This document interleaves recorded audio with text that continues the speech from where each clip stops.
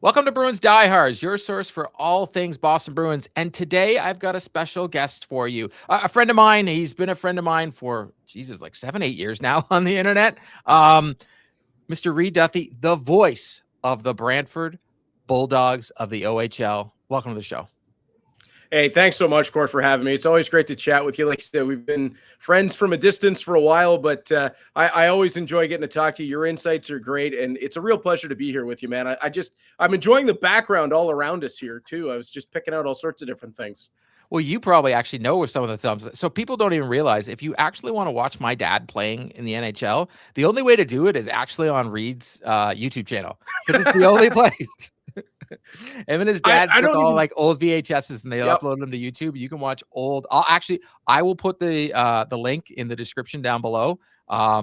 Trust me, that's literally where if you ever see me clip my dad and put him on the internet, it's because of that YouTube channel.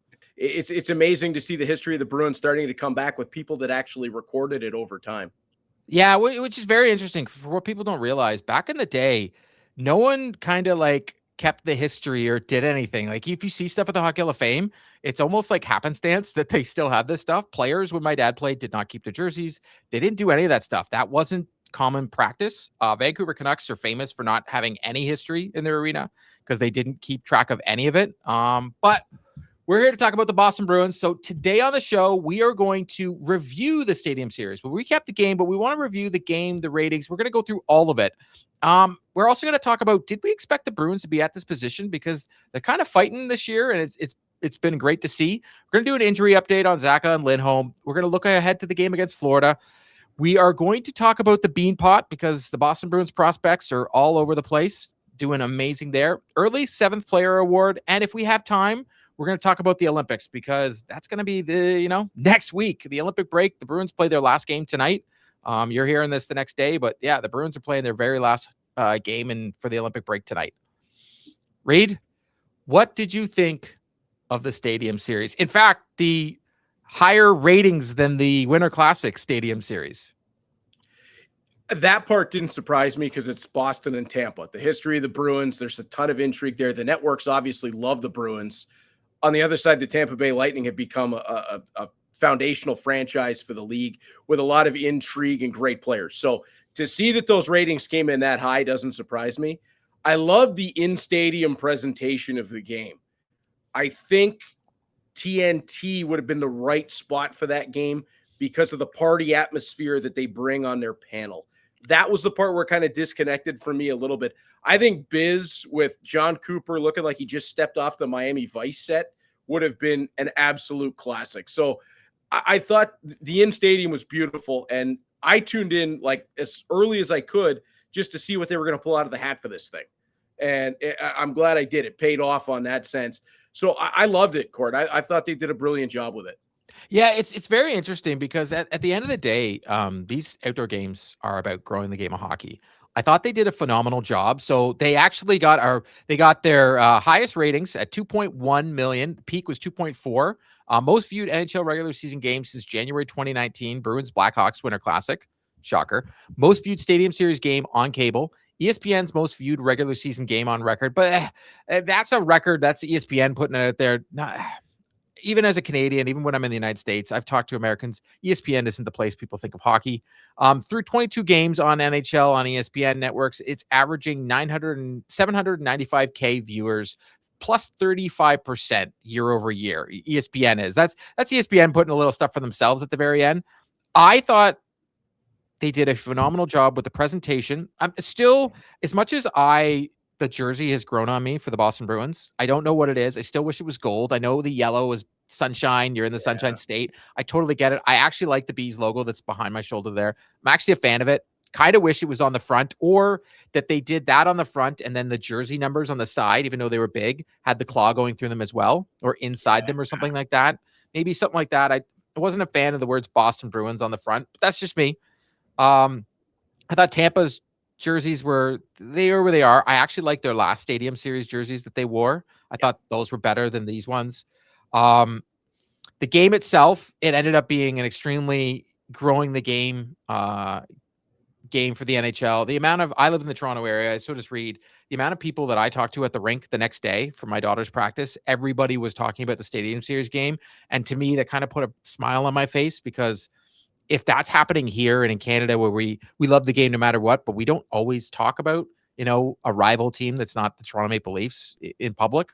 The fact that everybody was talking about the Boston Bruins game, it kind of captivated the day. It was Elliot Friedman said something on 32 Thoughts that I thought was smart. They had to move the stadium. They have the Winter Classic, and they're having an issue because football demands everybody's attention in the United States. Now college football has taken over New Year's, so they're trying to figure out a way to make this work.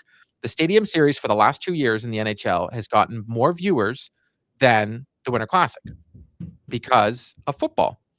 So he's suggesting that they move the Winter Classic to this date and then figure out other dates to the Stadium Series, because this date is kind of perfect. It's in the middle of the Super Bowl. There's nothing else going on, and it's captivating the American audience.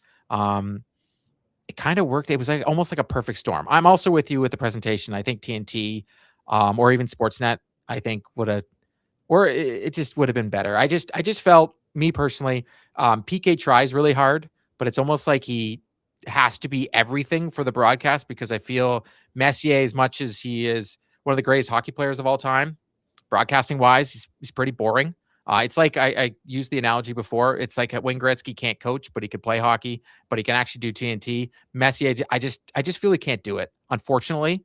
And I feel PK has to do way too much and almost become annoying at that point, because he's having to do all these different things. For me, I think it's just the TNT panel has so much chemistry. And when you're watching a broadcast, and it feels like these guys would be hanging out outside the studio and watching games together and having a beer and making jokes and everything. That's the sense that I wanted for that game, because the party atmosphere was real. They did an amazing job at the stadium.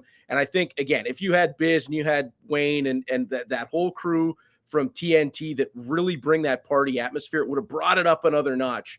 But outside of that, I think it was a huge win for the National Hockey League. Anytime you can put a game like that in a non-traditional hockey market, and being cold.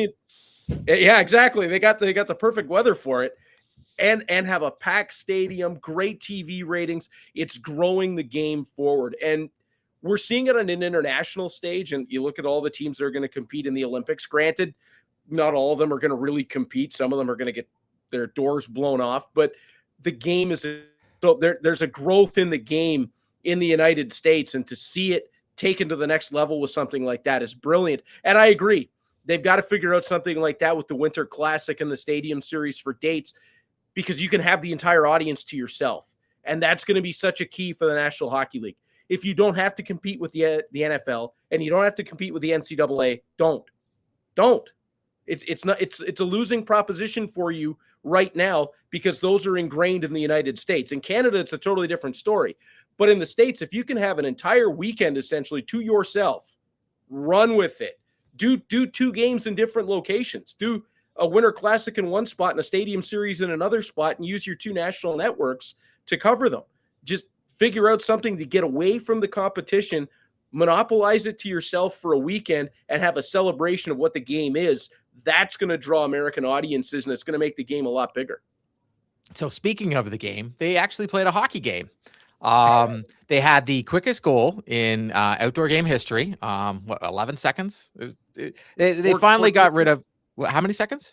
Was it 14 seconds or was it 11 something seconds? like that. It finally took away Colby Armstrong's, so we don't have to hear about him every 2 seconds. Every time there's a Winter Classic, talks about his outdoor game record. Even though I was at that game, Colby, not that he's listening, but I was at the game in Buffalo.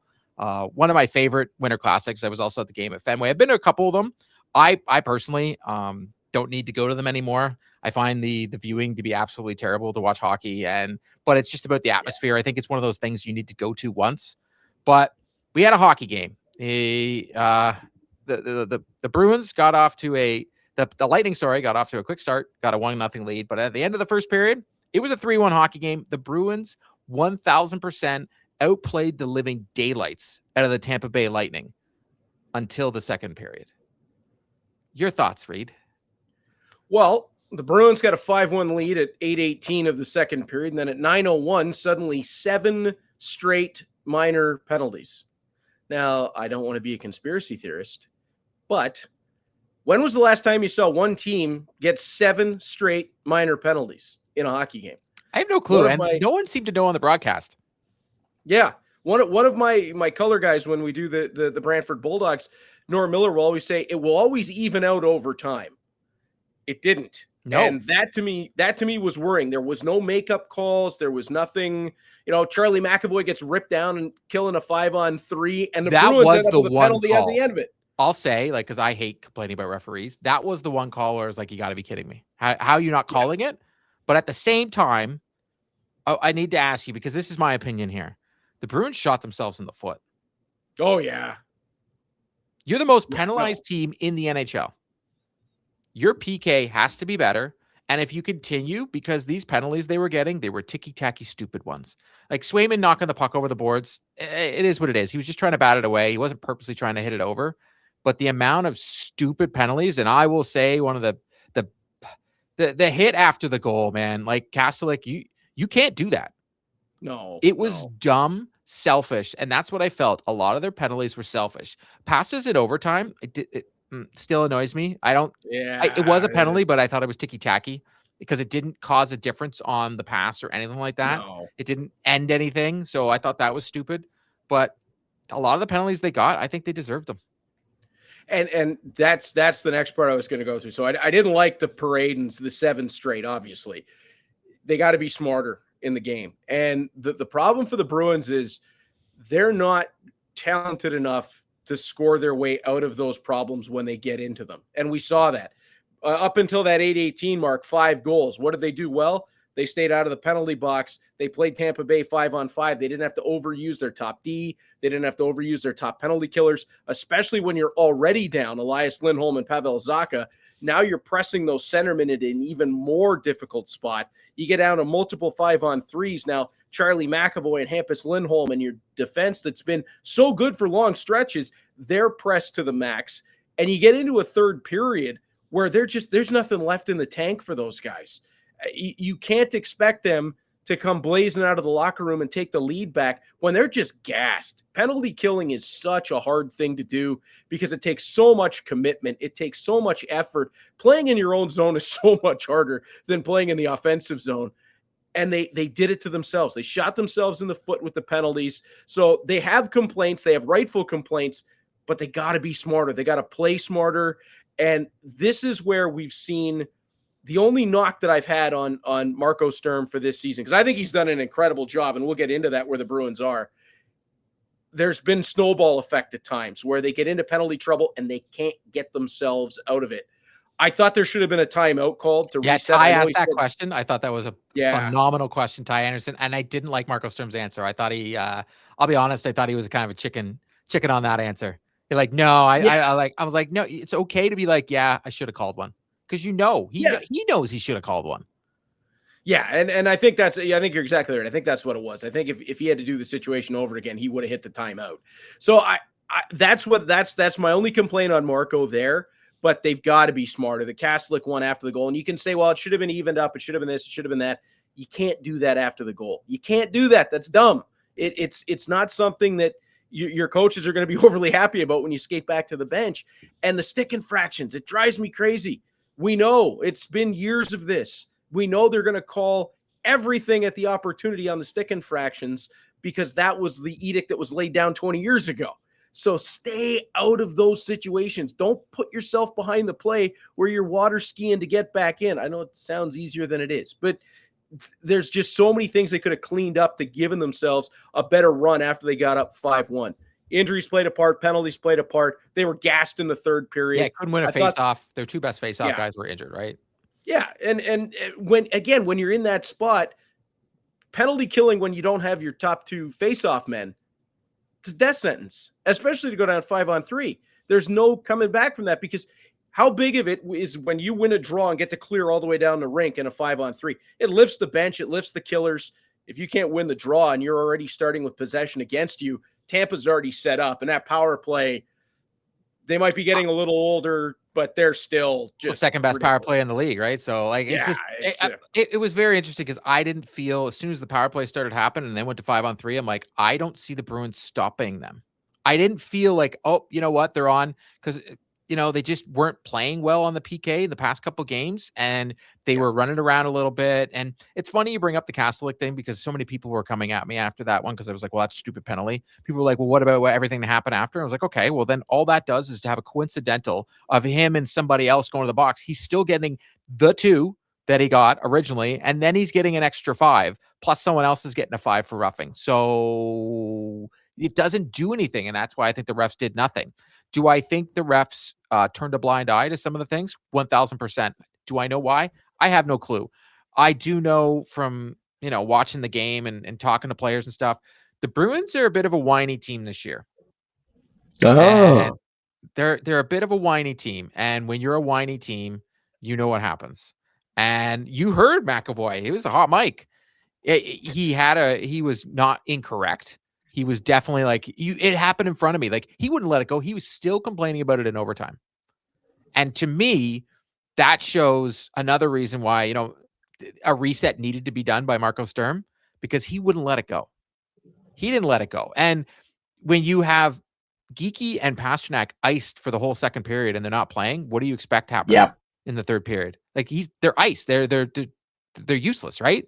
So it's unfortunate. I thought Swayman didn't play bad. He made great saves 5-on-5. Yeah. It's unfortunate when it becomes a power play, and just the Bruins 5-on-3 were absolutely dreadful. And it was worse. Like, they scored on 5-on-3 and it was still another 5-on-3 because they had more guys in the box. And especially when McAvoy goes to the box, he's one of your best penalty killers. So he's in the box. Your 2 other best penalty killers are injured. What do you like? Before the game, it should have been, hey, do whatever you can, but don't get an effing penalty. Just figure it out. Yeah, and you can't be down 5-on-3 against the Tampa Bay Lightning. They're going to strike. You said it. I had the same feeling when we got to that point of, this isn't going to end well. This is not going to end well when it's multiple 5-on-3s, multiple guys in the box. There's got to be a way for the Bruins to limit the damage, and there just wasn't. And you could feel it. It didn't have that same feeling. Remember, years ago, you get into a situation like that, Bruins would take bad penalty. Okay, Char and Seidenberg come over the boards, or Bergeron. name your favorite defense pair and your favorite 2 penalty killers over a great run, right? Bergeron and Char over the boards. We're going to get through this 2 minutes. We're going to be fine. I'm watching the 3 roll over the boards. I'm going, I don't like this. Kucherov's on the other side. You know what he's going to do, and His the goal, depth of the Lightning. his goal was disgusting. Like, I'll say this to Oh, people: there's that tying goal. There was a sliver of a spot that fits a puck, and that's where he put it. yeah, and that's the difference in having a guy like Kucherov, who is an all-world talent. The Bruins have a lot of really good talent. They've got David Pasternak, who's in that category. Morgan Geeky's making himself towards it, but Kucherov has done it for so long that in that spot, in that moment, he gets that shot, it's going in the net. He doesn't need more than that. Yeah, and as much as I like Fraser Minton, like, slowly becoming my favorite player on this Boston Bruins roster, his lack of strength at the dot was glaring, especially against the Tampa Bay Lightning, who are phenomenal at the faceoff. And when you're out there and when you're on the PK, it's key that you get in possession off the faceoff. And Yeah. it's unfortunate. I'm not blaming him, because Corrali seemed to just not be able to win a faceoff. No one on the Boston Bruins could get into a rhythm. Their best faceoff guy, again, Elias Lindholm, not playing. Second guess, one of their best is Zaka. He's not their best, but like, Lindholm is usually their best faceoff guy. Both guys aren't playing, so they're losing possession off the draw. They're giving Tampa time to set up. It was just a perfect storm that was waiting to happen. We go to overtime. The ticky-tacky call on Pasta. I watched the replay a bunch of times. He does blow the whistle. Yes, he doesn't blow it right away. Doesn't make sense. No. He doesn't blow it until they hit the neutral zone, but he still blows the whistle. It's unfortunate. I even looked it up in the rule book. He could have had his hand up and meant to blow the whistle, and Pasta scores and still doesn't blow the whistle, and it's still, he can call the goal back. So Yeah. it is what it is. It was a nice shot by Pasternak. I wish they would have won the hockey game. He hits a post in a shootout. But you know what? They still got the point. They gave up a huge lead, but they've been fighting game after game after game this year. Court, if you told me going into that game, down the players the Bruins were down, they were going to come out of it with a point. Great. I don't even need to know how it happened. just to get a point in that scenario, missing your two best face-off men, missing the pieces that you're missing with Tampa getting guys back into their lineup And Tampa's a at wagon right home. now. Yeah, at home in a stadium series where they're emotionally lifted. Are you kidding me? I'll take a point out of that any day. I'm totally good with getting a point there. Because of the way it happened, sure, a little bit disappointing. And just back on Fraser Minton, you're exactly right. The strength, and that's going to come for him over time. And I've seen it from the junior level for years how guys improve as face-off men all the way along, and then they got to do it again when they get to the pros. Minton's going to get there. That game is going to be great for him in the long run. It'll stink in the moment, but it'll be great for him in the long run because he learns valuable lessons out of that. And it's the old, if you don't fail, you're never going to learn. He's going to take a big lesson from that. And all those moments are going to be great for him. It's just, it's not fair to ask him to be the number one center right now in that spot at his age. So I take that point and I run with it because, again, this team just keeps on fighting. And that's been the hallmark all season. That's why they're so much fun to watch, is because they just don't give up in hockey games. Well, it's very helping me with the segue there, Reed, because the next thing I want to talk about is the Boston Bruins have been fighting all season. They are 5th in the Atlantic with a 32-20-4 record. They are 8th when goals per game at 3.38, 18th at goals against per game at 313. Their power play is 3rd in the league with 26%. Their PK is absolutely dreadful at 77%. But if you would have told me at the beginning of the year that the Boston Bruins would be in a playoff spot at the halfway point, I would have called you a liar. Yeah, absolutely. I thought this was the second year of a retool. I expected we were going to. I thought we were going to be more competitive this year because of the coaching change and the players that were brought in. I know I was in the minority at the time. I loved the Tanner Jeannot signing, and that was because I talked to a lot of people around the National Hockey League who said, no, as you're going to get young guys into this lineup, you need that guy. He's the leader in the room, and he's going to make those guys extremely safe on the ice. I didn't know that Jeannot would play his best hockey since Nashville coming to Boston. Him but and I Mark just Gastelik, never taken it apart. The Bass Brothers. No. Yes, keep them. Find whoever your best center is to put in the middle of them. Matthew Poitras looks very good in between them. I know he is not a bottom six guy, and I know you like him. He looked very good on that line. Yes, he did.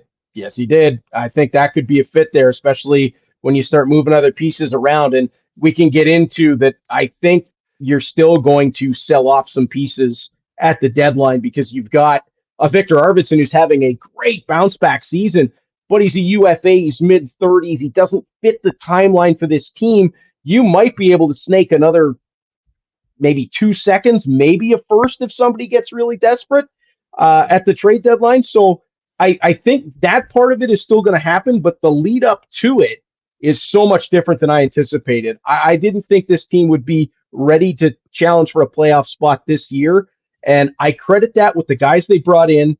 Marco Sturm's coaching staff has done a really excellent job, and I honestly think some of the veteran players, I think Pasternak, I think McAvoy and Lindholm being relatively healthy obviously makes a big difference. I think they were a little embarrassed last year and they were mad about it. And they came in this year with a point to prove. Geeky obviously proving that he wasn't a one-year flash. And then you go out and find some guy. Jonathan Aspero comes out of nowhere. He's been a really good piece for this team. So the Bruins have a real knack at finding those kind of players and getting value. Alex Steve's another one, getting value out of guys that it wasn't seen elsewhere. So I'm very impressed with what all has gone on. Yeah. I was a huge fan of that one. I loved Husnudinov in the KHL, the speed, the skill. I thought if he ever got loose in Boston, he could really make a difference. Didn't look great for me last year, but this season he's really taken a step forward. Marco Sturm's done a great job. Become unbelievably together. I don't even get it. Like literally, my next video is going to be about him. Like, I can't believe how well he's played. But you brought up McAvoy, and I wanted to circle back a little bit. Guy's on a 6-game point streak. He's having a career year. Looks unbelievable out there, and he's wearing a bubble. He showed his immaturity with the continuing to whine during the game. But I think that's more out of frustration with how much he cared and how much he wants to win. I don't think it's about the maturity. It's not about, can he not be a captain? I thought it was more of like, he really wants to win because I think this team believes in themselves. I truly think this team believes in themselves. And I would not say that last year. The fact that they traded away pretty much the whole leadership core besides McAvoy and Pasternak last year told me that they didn't believe in themselves because Yeah. they felt that they needed a culture change in that room. I think the leadership core is Pasta, McAvoy, Zadorov, and the Lindholms. And I think they're doing a phenomenal job. I'm actually shocked. I'm not saying the Boston Bruins are Stanley Cup contenders. I just think that they are so much better than we expected. And I do think as long as they continue to play this way, they will make the playoffs. But if they do take a slide, then we're in for the long haul because we have the 2 injuries. Right? We got Zaka and Lindholm. Both are supposed to play in the Olympics, though. Even though Lindholm went to the IR, Zaka's day to day. It sounds like they're both going to the Olympics, so they're both going to be back. So we're only going to be missing them for this game coming against Florida. It's just, what have you been your biggest surprises this year with this hockey club? Oh, Fraser Minton has been, to me, the biggest surprise in that I thought we were getting a 10-year younger Charlie Coyle in the acquisition. And now, and I don't use this name lightly at all, but I feel like we got poor man's Patrice Bergeron coming in. The second person to do it, Mick Calaggio, said he compared him to Bergeron. It's not he's not going to be Patrice Bergeron. That's a one in a lifetime player. Yes. But the two-way specialty, what he can do offensively, he's a bigger body than Bergeron was that can protect the puck well. When he fills out that frame entirely and gets that real NHL strength, he's going to be real hard to take off the puck. But he reminds me so much because he can do everything. He can play in your top 6. He can play a third line role. He can play in your power play. He can penalty kill. He's such a smart player, all 200 feet of the ice. The comparisons are hard to ignore in that. So he's at the top of that. The defense group has been so much better than I anticipated, and Jonathan Aspero has been a huge part of that. They've been really good. Jonas Korpisalo has given the Bruins enough competent goaltending to be competitive night in, night out. And when you have Swayman in front of you, that's all that you need. And I know the Brandon Bussey thing, and a lot of people are upset about that, but just look at it from what the Bruins have, from what it was a year ago to what it is now. Korpisalo has been miles better. And Korpisalo has been better since December. I don't want to. He was terrible at the beginning of the year, but he has been lights out since December and earned himself a spot on Team Finland as the backup goalie for the Olympics. So, and I agree with you. I actually think I'm saying this beforehand, so it's not a crystal ball, but whatever. I think they probably give him the start against Florida before the end of the break. Yeah, I would think. Yeah, I would think that he gets the start, especially with the new pads and all that kind of stuff. But I agree with you. I think Korpisalo is the reason the Bruins haven't gone on another skid, because he was the reason they kept going on skids, because Swayman was getting the crap kicked out of him. He can't play as much because they were relying on their PK at the beginning of the year, which is now faltered, but now they have a backup goalie finally. And the Olympic break comes at a great time because it'll give Marco Sturm and his staff a chance to sort out what is going wrong with the PK. This is the first extended break they've really had with the condensed schedule practices. And practice is great, but it's not live fire. It's not live. You can work against your own power play, but it's not in-game action. You need a chance to sit down and hammer video. And if I was in that Bruins coaching room as their video coach, what I would do is I would clip every power play goal that's gone in against them and just be running it on a loop. All right, here it is, guys. You figure it out from here. What's gone wrong? Is it positioning? Is it strategy?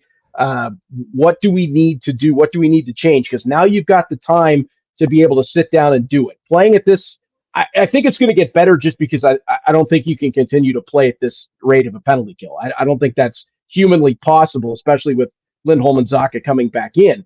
But they've got to come up with something strategically that's going to make it a little bit better. This is their opportunity to do that. So I think that's going to get better. Korpisalo is riding a wave now because he's got the Olympic call. That should bring him up for the rest of the season. And then you can make a decision on him from there. I mean, that contract will get easier to move as time goes along with less money left on it. So you can make a decision after the season what you're going to do. But for now, we're in a position that I don't think anybody figured we'd be in. And we've got likely 2 first-round picks to work with. So if you're Don Sweeney, keep winning Leafs. Yes. With anything 6 or above, beautiful. Yeah. If you're Don Sweeney and that crew, you've got to be really happy with the way this season is unfolding right now. And now with all the draft capital that you've amassed, the pressure is going to come back to you in June. So that's where they're going to have to be on target.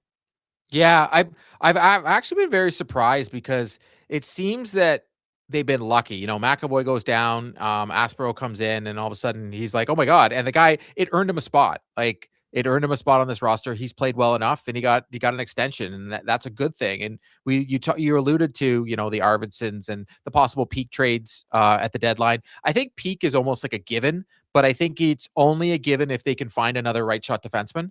It's funny. I Yeah. don't think the Boston Bruins are going to be buyers this year, and I don't think they're going to be sellers. I think they're going to be in the middle. I think that Yeah. they will move out UFAs if they can for the right price. Otherwise, those UFAs are their deadline deals.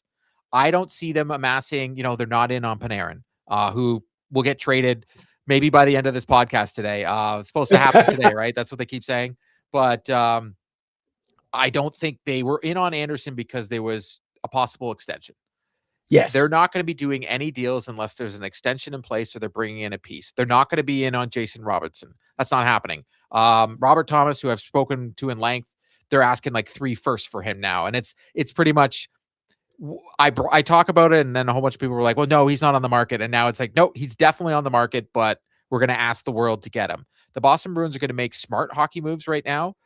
Yeah. And I don't think they're going to move out the Hagens and stuff we'll get into when we talk about the Beanpot. I think Not they're a going chance. to, unless they were getting like, Jack Eichel, like it's just not going to happen. And the Vegas isn't doing that. But I think that what they did last year at the draft and what they did the year before the draft is a better sign of what they've done previously. And I know that they've gotten new scouts. Our friend Dom has explained there's a lot of new scouts that are there. They've got more European scouts and so on and so forth. They've kind of taken a different approach. I don't think the Boston Bruins 10 years ago would have drafted a player like James Hagens. I just don't see it.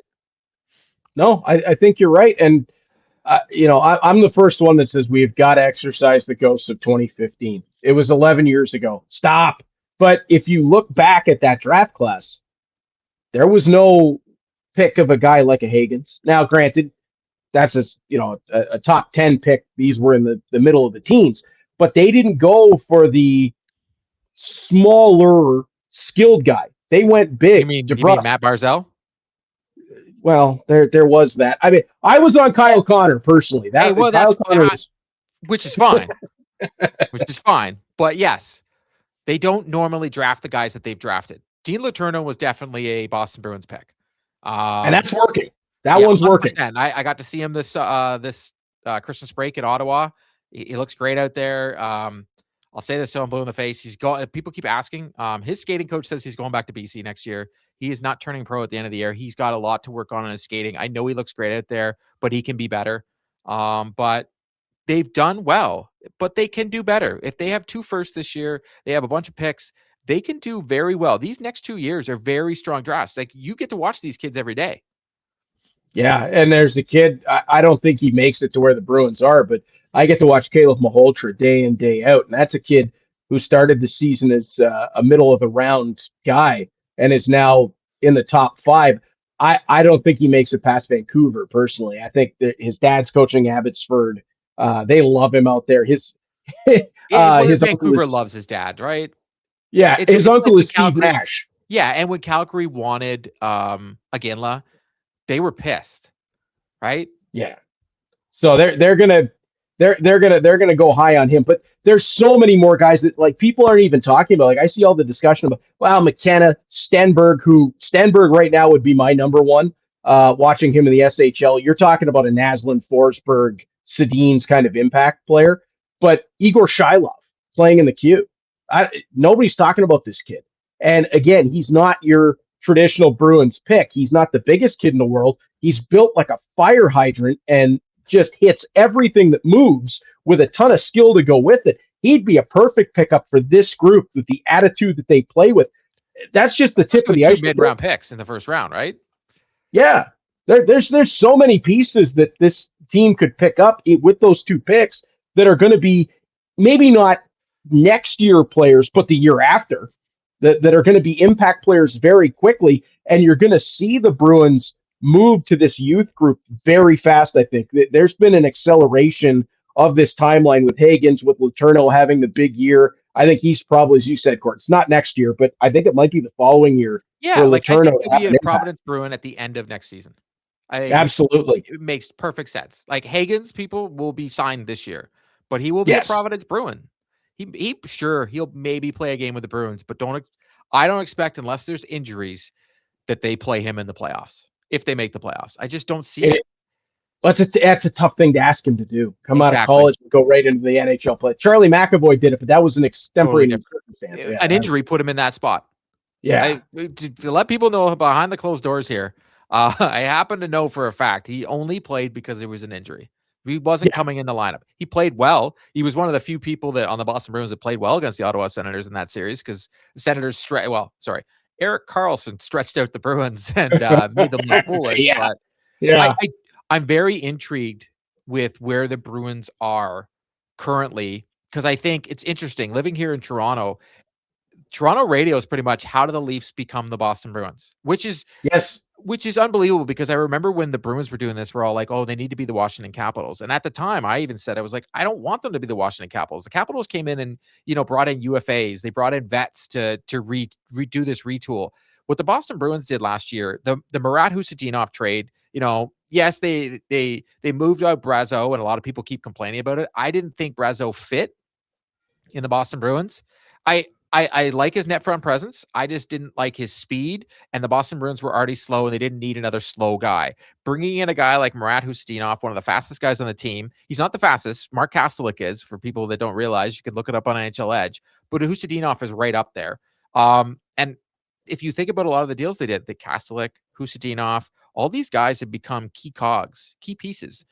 Fraser Minton, but they all also have speed, which Yep. Boston Bruins have lacked for years. Yes, they signed Sean Corrali, and he was admirable at the beginning of the year, but he's kind of slowed down. I think he's going to use this Olympic break to, rest those knees. He's going to love this Olympic break, because he was key on the PK at the beginning of the year, and he's just fallen off a cliff pretty much. Like I said, Matthew Poitras outplayed him in that Stadium series, and almost like, if it continued, Poitras could take his job. But I think the That Bruins will take the buy-in from Poitras to be a fourth line center. And he could be the best dang fourth line center in the NHL because of his offensive ability, if he buys into that role and wants to be that guy. Well, Scott McLaughlin, he just interviewed him for WEEI, and he says he's not unhappy, but Elliot Friedman doesn't say things for reasons. I'm not saying that he's unhappy. I think he's just looking at the tea leaves. A guy that should probably be in the NHL is not in the NHL, but I think that Poitras, regardless, he's not going to say, just for people to understand, Poitras gets interviewed. He's not going to be like, "You know what? I'm pissed off. I hate the Bruins organization." Yeah. He got a nice goal in the Stadium series, which he worked very hard for that goal. He fought off a lot of sticks to get where he needed to be, and he put the puck in the right position, and he got some goals. He took a fourth line, a bottom six role, and excelled in it, which I personally didn't think he could do. It made me think, hey, maybe there is a future for Matthew Poitras. I still don't think there is one for Fabian Lysell. I just don't see it. Maybe at the end of the year, if they do trade Arvidsson, maybe. But his attitude issues, and I know he's changed them, but I just, knowing the Boston Bruins organization, they don't like that, and it's hard to come back from. But Matthew Poitras has taken his licks, and he's come back, played a bottom six role, and I thought, if he plays the same way against Florida, it's going to be hard. They're going to try and how do we keep him out of the lineup? Like, what do we do? Like, he's going to force himself in. Yep. That's where I see this with Poitras going. He's going to force himself into a spot, and that's going to bring up the question for Sturm, and that's going to create the conversation with Poitras is, are you going to embrace this spot? Because the top six is going to be hard to crack, and Poitras going to have to be okay with that. But I really think that the days of he's a top six, he's a bottom six, it's kind of gone in a lot of senses, because you can be as skilled as Poitras is and carve yourself out one heck of a career centering guys like Jeannot and Kastelik. Because there's enough talent with Jeannot and Kastelik that if he gets them the puck in open space, they can score goals. Yeah, Poitras's got Jeannot's speed. great He from can the net. play. So is Kastelik. Yeah. And Yeah, I'll say this, Poitras had zero problem being rough. He looked stronger out there Yeah. against the Tampa Bay Lightning. He wasn't afraid of anything. And there was even a fact, I don't know if people noticed, he was pushing around in front of the net and there was a little bit of a scrum and Jeannot came over and gave him like a little like big bro hug and was like, good on you. Cause like he didn't back down. And the Poitras we saw last year would have backed down from all of it. There's a maturity to Poitra's game that we did not see before. And it's physically and it's mentally that he understands what he's got to do to be at the next level. That he used to do the pull up and curl away from contact. There's no more pull up and curl. He's going through bodies. He's going into pressure. I love to see that. One of the things I've talked for years, Jay McKee, who is going to be a National Hockey League head coach before long. I've had the pleasure to work the last number of years with him. Get off the wall.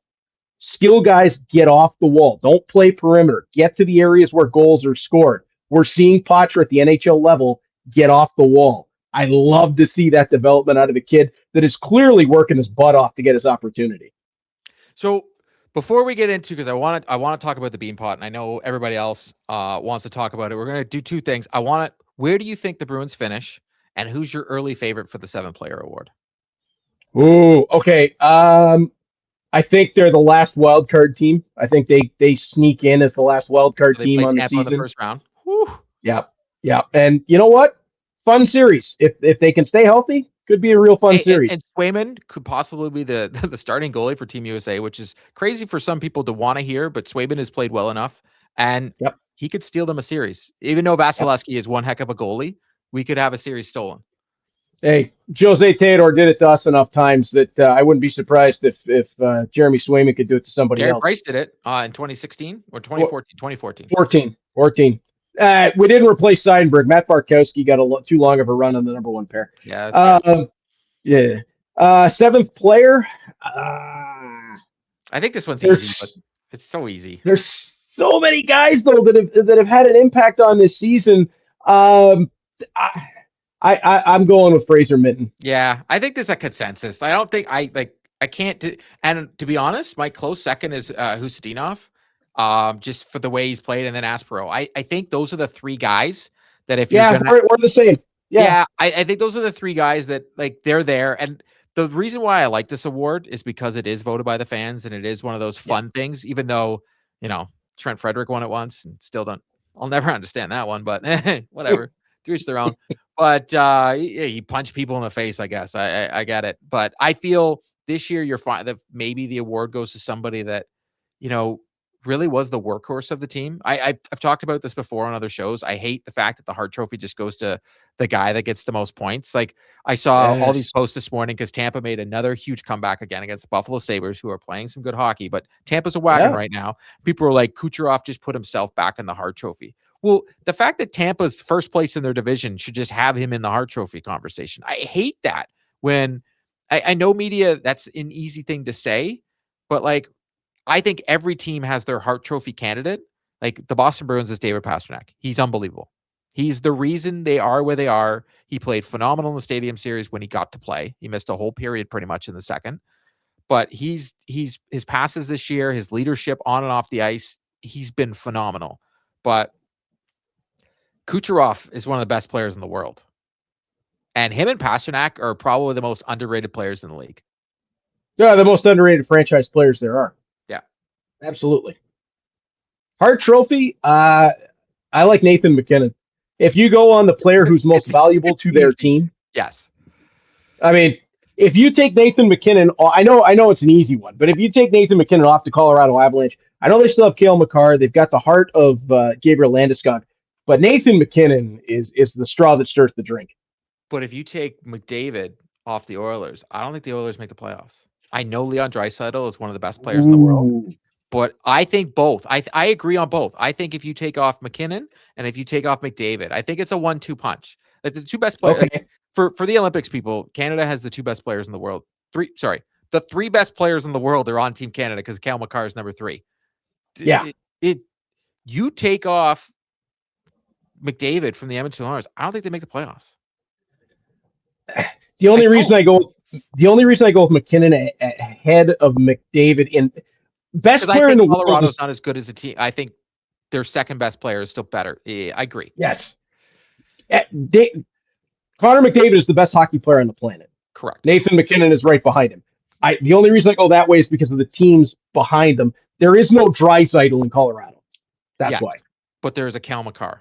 So it's like tough because as my daughter's playing defense this year, and so we've been watching a lot of Cal McCarr highlights because I was like, she's like, I want this, I want that. I was like, well, the two people I want you to watch, like, because you're not going to be a defensive defenseman, you're not going to be tall. So I was like, watch McAvoy and watch Cal McCarr. I'm like, McAvoy's going to show you how to have active stick, but McCarr is going to show you how to be the best player on the ice. Yeah. When Nathan McKinnon's not on there, like he's just the best player in the world. But it's going to be interesting. If the Bruins make the playoffs, though, I wouldn't be surprised if Pastrnak gets some votes. He's not going to win. I wouldn't be surprised if he gets votes. I agree. Absolutely. He should. He should in that case. So we talked about the present, but I want to talk about the future. That segue. Whew, that's the best I've ever done. Nice. There's a little thing going on right now called the Beanpot, and I know that you have been paying a very close attention. Hey, here in Canada, we finally got to watch it on TV the other day. Like, wow, I was in shock. When Dom posted that on Twitter, I didn't know the game was on. I was like, we never get these games. I got the IPTV just for this reason. But still, just for the people that don't, TSN broadcasted the game. Like, about time for us Canadians. Yes. What have you thought of the Boston Bruins prospects? So I'm going to go through. So I'll tell you right now who's in and what they've done. So James Hagens, he got 3 points, 5 shots. He was a +3. He got 2 first period goals. Everybody thought he got the hat trick, but that went to the next guy on the list, Dean Letourneau, who got 1 goal, 1 assist, 4 shots. His face-off line was 4 for 8. Isn't perfect. He's got to work on that 100%. And then you got Andre. I'm gonna butcher the living daylights out of this. Gasso, yeah. Gasso. Okay, 2 assists, 5 shots. He 10 for 10 at the dot. Okay. Then you have Will Moore. He got 2 shots. He was 8 for 7. He got 1 assist. Christian Konstantinsky, +2 with 3 shots. Mason Langenberner didn't play so well. 0 points, 1 shot. And then that was just on Boston College. It's the Bruins rookie tournament. Yeah, and then Boston University had Jonathan Morello, and then you had Oscar Jelvik, who didn't play. What are your thoughts on the guys that I mentioned? You do Hagens last. Just do him last. Yeah. Okay. So I'll start with Letourneau. This kid, he's a unicorn. For all the people that talked about it last year, he played through a broken hand. It's kind of hard to play hockey with one hand. This kid, he is that good. He's 6'7", 6'8", 220 plus pounds, plays the center position, can skate. Granted, as you said, Cordy, still got some work to do there. He's a little bit further off than a Hagens, obviously, but he's going to be a National Hockey League player. It's just a matter of, is he going to be a 4th line center or is he going to be a top 6 center? Where's he going to fall into the lineup? But this guy is a National Hockey League player. He's got presence at both ends of the rink, a dominant shot. He looks like a man amongst boys physically when he plays puck protection on the wall. He's been so much fun to watch this year. Christian Konstantinsky is a fun one for me. Big Swede that came over and committed to Boston College. He continues to get better. He's never going to put up offensive numbers. He didn't in Swedish juniors. He's not going to in college. He's not going to in the pros. He's a shutdown, physical, defensive presence. Axelson? Well, he's an Axelson pick, technically, right? Axelson would have been scouted him, right? Yeah. He's an Axelson special. He's a PJ special. He's going to be a pro. Whether he makes it to the NHL will depend on the next level of development. It'll be his skating. How does he do at the pace of the NHL level when he gets an opportunity? But from a physical standpoint, he'd be ready now. He's big, strong, knows how to throw the body. And with the puck on his stick, it's not a hand grenade. He's not going to be going up and down the rink, dishing off assists. He's not a Charlie McAvoy. He's not a Hampus Lindholm. It's Andrew Peeke would be kind of, maybe a better Andrew Peeke would be kind of where Konstantinsky would fall in. Beyond those guys, I'll skip over to Jonathan Morello because he's somebody that I've seen a lot of. He's from the Toronto area. He's somebody that, if the NCAA rule had changed earlier, probably comes through the OHL before he goes to the NCAA. This is a kid that's going under the radar and has a lot of potential. And again, it's hard to tell where that falls moving forward. But through the middle of the ice, he's crafty, he's quick, he's got a great shot, he's got great vision. And that's going to be something that will elevate him over time.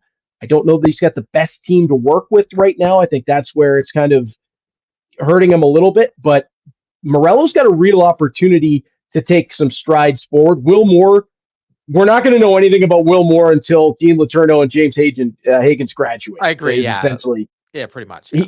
He's a third line center right now, but he's got so much more potential than that. He's somebody that OHL teams fell over themselves trying to recruit. He was a high pick, even though they knew he was going to the NCAA. He's got the size. He's got to put on muscle to the frame. And that the physical conditioning will play a part in how quickly he moves up the lineup and how quickly he goes pro. Andre Gazzo might be the most underrated Bruins prospect. I think this guy's got all the hallmarks of a bottom six NHL player with a little bit of potential for more. Strong, physical, smart. He's a leader. He's great in the dot. That's something that you can never have enough of in your system. I think that Gazzo is the kind of guy that could be a real foundational rock for the Bruins. One of those guys that fans fall in love with in the bottom six that we've seen so many times over the years. Sean Corrali when he was young. Timmy Schaller when he had those number of seasons, right? Like he's that kind of player that is going to elicit a crowd reaction when he's on the ice because he's going to throw a hit, score a goal, or do something that just brings the crowd to their feet. He's going to be somebody that I think the Bruins give a contract to pretty quick at the end of the season. James Hagens is going to be a franchise level player. I mean, there's just everything at his fingertips. I know he doesn't have all the size, but you can't hit what you can't catch, and it starts there. Tremendous skater, and he's an elusive skater. When you look at his mobility east-west as well as north-south, he's a bullet north-south, but he can make the moves like we used to see with a Sergei Samsonov, or like you see now with a Murat Husnudinov, that when he's in traffic, he can move laterally so well that even when you think you have him set to a lane, he can get in and out of it so quickly that he's gone. The shot. The release on James Hagens. Now, there's not much else that you can say about Hagens can do with that shot, and that's going to bode well for him when you're playing with guys at the NHL level that are going to be able to set you up in a number of different locations on the ice. David Pastrnak will have a guy that he can look off of. Morgan Geekie will have a guy that he can look off of because they're going to have to pay attention to Hagens on that side of the ice now, and it opens up options for Lindholm or Zaka or whoever's going to be on a power play unit with them that you've got an embarrassment of riches at that point. But I think Hagens, the only knock on him is going to be his size. He's got an advanced mind for the game. Strength will be, as you mentioned in the faceoff circle, like we talked about with Fraser Minton earlier, strength will be a key for Hagens as he goes forward. He'll need a good program, but his mind is so good that he'll get there. Do you think, because I think him playing wing a couple times this year at Boston College is the Boston Bruins saying, hey, try him on the wing just to see. Do you think they Sagan him for a little bit? It felt like that. It really did feel like that. It didn't feel like Boston College wanted to put him there. No, and because when you look at who moved in to center him, it didn't feel like that was a move that they would have made without a little bit of an elbow. And I think you're right, because I think that helped Sagan when he first stepped into the league. We see it going from AAA to the OHL all the time. Playing center is so hard at that level. You see it in Hagens going to college. It's really difficult to make that step forward. And then to do it to the NHL is the ultimate jump. Like there is no harder jump than to play center outside of the league and then be asked to do it immediately in the league. I think the smartest thing for him to do will be to learn from, and I think that's a great reason why they brought in an Elias Lindholm. You can say whatever you want about what happened last year, injuries, didn't get off to a great start. Elias Lindholm's been really good this year. Yep. And he's the right guy to be able to show James Hagens what it means to be a professional center. Like from the face-off circle to how you got to play 200 feet to what you need to do, shift in, shift out to be successful. He's on 70-point pace this year. Hagens has a way higher ceiling than that, but Lindholm will be the right guy to be able to shepherd him early on in his career. And now you've got the police officers as well in that lineup that'll be able to help him out. Yeah, and it's very interesting because on the latest Behind the Bee, they did a whole thing on Fraser Minton, and they asked Minton like who he's texting or he's talking to, and it was Elias Lindholm. And it's funny you mentioned him because I thought the same thing when they got him. I'm like, well, he can teach them. Bergeron was the best player on the team, and he was also the best teacher on the team. Forward, I should say best forward, because Zdeno Chara was argue, and best defense. Anyways, we don't want to get into that because then people will start getting mad. But I thought Chara was dominant even with Bergeron there, and Bergeron's my favorite player. But Oh, I agree. Lindholm's I totally agree. Lindholm's going to have that role where he is the guy to teach the kids how it's done. This year, he's got Fraser Minton, and I think Marco Sturm and Elias Lindholm have done a phenomenal job with Fraser Minton. Yeah. I think let's give credit where credit's due. Connor Bedard has done a phenomenal job with Fraser Minton because that's who he trains with in the summer. But James Hagens is going to get that same thing. He's going to come in at the end of this year. He's going to sign. I think Hagens has proven Beanpot's a huge showcase. I thought the World Juniors was another huge showcase for him. He's stepped up when it mattered this year, and he's played in big games. So that tells me he's ready. But that tells me he's ready for the AHL. Does he play in the NHL? Maybe he does. If there's an injury, he'll get a chance. He'll probably get a game, maybe a game or two. But he's going to sign with the Providence Bruins at the end of the year, and we're going to see him. And that also might propel Matthew Poitras up into the stay up in the lineup. Like maybe that's another reason Poitras gets to stay. And if Poitras gets to stay in the organization and Hagens becomes like, the Bruins are going to be an embarrassment of riches. Like a lot of people are like, well, they have too many centers. That is never a bad issue, people. Never a bad issue. If you look at the Bruins roster, majority of the guys are natural centers. They could almost throw out a whole line of it with the Zaka and like Geeky used to be a center for God's sake. You can always bump a center to wing, left, right, whatever their hand is, however they feel comfortable playing. No problem. It's so much harder to move a wing to center. So if you have centers coming out your ears, that is not a bad thing at all. It's just guys have to buy into, okay, I'm going to play on the wing, and it doesn't really seem to be a problem for the Bruins. Zaka plays up and down all over the place. I know Casey Casey Middlestat is better as a winger than a center, but he's certainly bought into playing on the wing.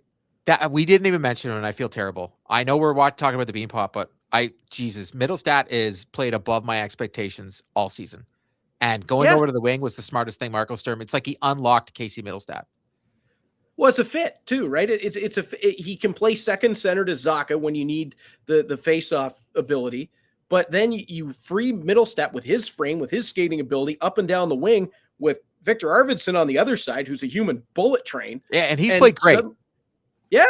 And they can connect, and you've got Zaka who can stir the drink in the middle of the ice. That's a really nice line. And I think Marco really did find something nice with that group. As much as I love watching Zaka and Pasternak do their Czech telepathy thing, it's been the right fit for all three of those guys. And it created value in Casey Middlestat and Victor Arvidsson for the Bruins and for everybody else as well. It's really been a smart play by Marco Sturm and the staff. Yeah, because Middlestat was the throw-in. Zellers was the key piece in the trade, and Middlestat was the throw-in for cap reasons. He was the cap, And he's a guy, him and Arvidsson, I don't think they're moving Pavel Zaka. I just don't think it's happening. But I look at James Hagens as a reason, like you're like, okay, what people are like, oh, Hagens is coming in, Zaka's moving out. I don't think those are 1 + 1 = 2. I don't think they are at all. I think Zaka actually might get an extension. That's just my opinion. I think they like him. He's still young, people. He does a phenomenal role in his job, and he's not going to cost too much. So I don't see why. He would be a very easy contract, easy extension to do, and he wouldn't be expensive. He'd stay in that $5-6 million range, and that's great for a second to third line guy eventually, and can play the wing. I just don't see why you move a guy like that, plays PK. But I look at Hagens, and I'm like, okay, he's going to be with Providence at the end of the year, possibly with the Boston Bruins. Possibly. I don't see any of the guys we mentioned from the Beanpot at all, but I look at what they possibly could do. You move Arvidsson, there could be guys and ways for Hagens to get into the lineup to try it out. And if Hagens excels, the Bruins keep him there. But I want to ask you the question. Would it be more beneficial for him to be watching a Bruins playoff run or playing in a Providence Bruins playoff run? Ooh. I think probably more beneficial playing a Providence playoff run, because that Providence team could be a real wagon headed to the playoffs. I mean, Dan Slotch-Mellis is a prospect nobody's talking about and could be an NHL player. He's that team that's going to get blown out. Yeah, but it's still going to be a great experience for him. I think he could be an NHL player before too long. I mean, there's another guy that plays the way the Bruins want their forwards to play. 200 feet, but he's creative, he's physical, and he can put the puck on the back of the net. I think that's a guy that you could put Hagens with very quickly in Providence and create some chemistry there. I think that would be extremely beneficial. I do think Hagens is going to get 2-3 games towards the end of the season to give him a look, all the hype, see what he's got. If he excels, then yeah, maybe he earns his way into something in the playoff run. But right now, sitting here right now, take your time. Do not rush this kid. Do not put him in a situation over his head. Put him in positions to succeed. And I think the position to succeed immediately that jumps out at me is a Providence playoff run. That playoff run, I really think is going to go a lot longer than a Boston playoff run right now. And I think that would be the smartest place for him to play, because he could get a lot of playoff experience in the pro level with guys that he will transition to play with in Boston very quickly. Well, this has been a phenomenal conversation. I truly appreciate you coming by. I know everybody's going to love you in the chat. The community is going to love the living daylights out of your prospect talks. Reed, besides the fact that you're the voice of the Bradford Bulldogs, what else are you doing with your life? Plug whatever you want to plug. Well, my biggest accomplishment is father of 2 young boys who are both Bruins fans, and it's evident now because the other night Wyatt, my oldest, was asking me when can he next watch Jeremy Swayman. So, yes, that sounds expensive. Just gonna say it. It's gonna be. Yeah, no, he already wants to be a goalie. I'm out of it there. My other venture now is with my good friend All Ego Ethan Page of the WWE. He's actually a Hamilton boy as well. We run Alpha One Wrestling out of Hamilton, and we've had actually some tie-ins with the WWE. So Tyler Breeze has come in for us. We've had Steve Carino come in. So I've gotten back into what was a childhood passion of mine, that was professional wrestling. I get to do the play-by-play and be a complete goofball, which is not that out of the realm of normal for me anyway, but I get to do it professionally with a lot of my friends. So Alpha One Wrestling, keep your eyes on us for that. We're on TV across Southern Ontario, Hamilton, Brantford, Guelph, Kitchener, Cambridge, all the way through there with Rogers and Your TV. And then all our shows are live and free on YouTube. And of course, the Bradford Bulldogs, hopefully taking a run to Kelowna this year. We've been in the top 10 of the CHL rankings all season, 11 NHL draft picks, 5 first-rounders, plus 2 more that are going high in this year's draft, Caleb Maholtra and Vladimir Travetsky. So it's been a very full year. It's been a lot of fun, and hopefully finishing it off with a large ring on my finger at the end of all of it. But that's where I'm spending all my time. That would be really cool. I want to, before I get into the salutations at the end, remind everybody that the men's tournament for the Olympics starts February 11th. We get to watch 8 Boston Bruins playing in the Olympics right now. Who would have thought that at the beginning of the year as well? So as always, I want to thank every single one of you for listening, watching, clicking, talking in the comments, talking on the Discord. I truly appreciate every single one of you. If you can click, like, subscribe, I would truly appreciate it. And I'll see you next time.